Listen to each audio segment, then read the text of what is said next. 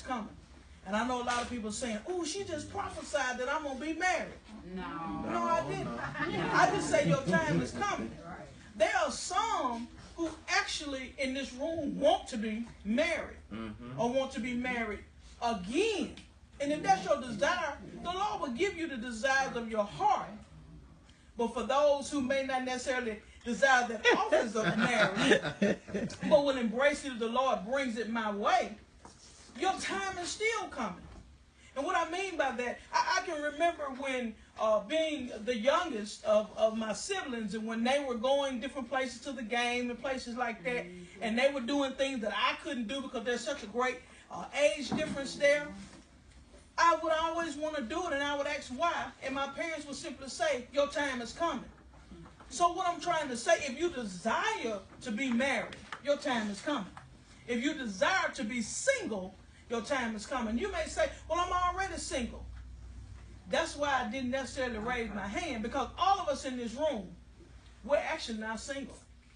We're just unmarried. All right. Oh, yeah. All right. I guess I better take the chisel and just break off some pieces and nuggets on that. We're just simply unmarried. And what I mean by that is we're unmarried because we still have a connection to some things and we have not let it go. Or we have some connections to some people that we have not let it go. And I want to set a pivot there, and I had a bag that's hanging on the back of my chair. And Matt, I want you to get the bag. I need a man to get the bag, because I want to illustrate this. And God gave me all of this driving from Patton Woods this morning. All right, man. And there's some things in the bag. 2 shirts in the bag. Give the 2 shirts to whatever woman you want to give them to, 2 different women, and then give the bag to someone. I knew you would. He knew you would. Naturally, he's going to give it to his girlfriend, you know, and everything. But he also gave something to other women. Right.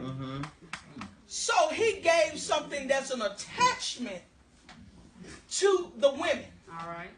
So every time they look at it, or they see it, or they wear it, or they carry it, they're going to think about Matt. Because there's an attachment there. Likewise, if Matt has put something down, Lord have mercy, close your ears if you're under 18. If Matt has put a deposit in those women, they're going to not forget him.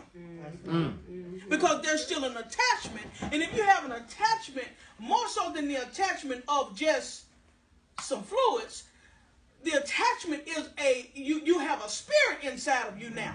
So you're not single. Lord have mercy. Come on now. I wish I had time to deal with this morning. So if that spirit has attached itself to you, then you're not single. And somebody said, well, how can I become single again? I'm unmarried, but I want to become single again. I'm glad you asked. Come on, man. You have to ask the Lord, number one, for you note takers. You have to ask the Lord to give you spiritual disconnection. Yes.